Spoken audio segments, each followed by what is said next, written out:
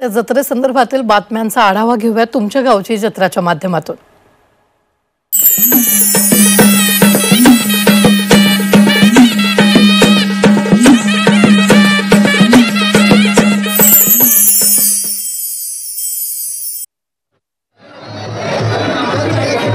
जेजुरीच्या खंडोबा देवाच्या माघ पौर्णिमा यात्रेनिमित्त जेजुरी गडावर मानाच्या शिखर काठ्यांची देवभेट झाली आहे। येळकोट जय मल्हारचा जयघोष करत हजारो भाविकांनी भंडाराची उधळण केली आणि या यात्रेसाठी संगमनेर, नाशिक, नारायणगाव, सातारा, पुणे नगरमधून मानाच्या आणि प्रासादिक शिखर काठ्या घेऊन भाविक दाखल झाले।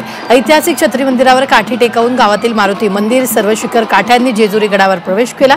संगमनेरकरांची मानाची काठी गडावर प्रवेश करताच हजारो भाविकांनी भंडारा उधळून स्वागत केलं।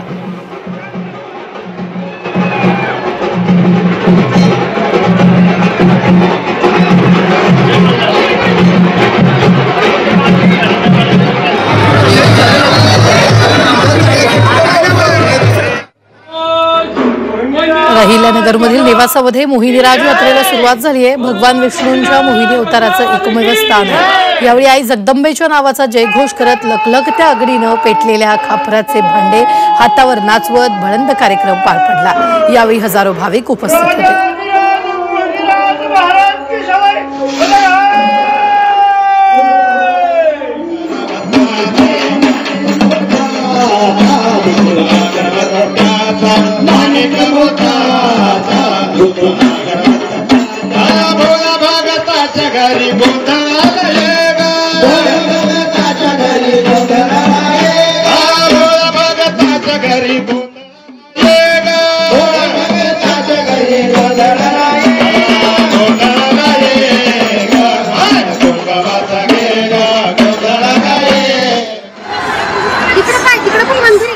मनमाड शहरात खंडोबा महाराजांची यात्रा मोठ्या उत्साहात पार पडली। या यात्रेत 12 गाड्या ओढण्याची परंपरा आहे। 12 गाड्या ओढण्याचा मान ज्या व्यक्तीला भेटतो त्याला 8 दिवस अगोदर हळद लावल्यानंतर तो मंदिरात वास्तव्य करून राहतो।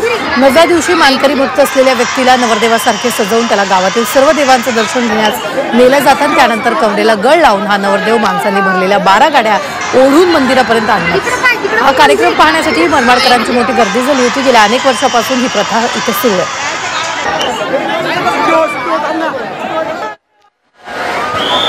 बेळगाव जिल्ह्यातील सौदंती इथल्या रेणुका देवीची माघी यात्रा मोठ्या उत्साहात संपन्न झाली। माघी पौर्णिमेनिमित्त कोल्हापूर, सांगली, सातारा जिल्ह्यासह पश्चिम महाराष्ट्र आणि कर्नाटकातील लाखो भाविक डोंगरावर दाखल झाले। पौर्णिमेनिमित्त पहाटे देवीला अभिषेक घालून पूजा करण्यात आली आणि त्यानंतर भक्तांना दर्शनासाठी मंदिर खुलं करण्यात आलं। माघी यात्रेच्या निमित्तानं सौदंती डोंगर अक्षरशः भक्तांनी फुलून गेला होता। 8 लाखांहून अधिक भाविकांच्या उपस्थितीत ही यात्रा संपन्न झाली।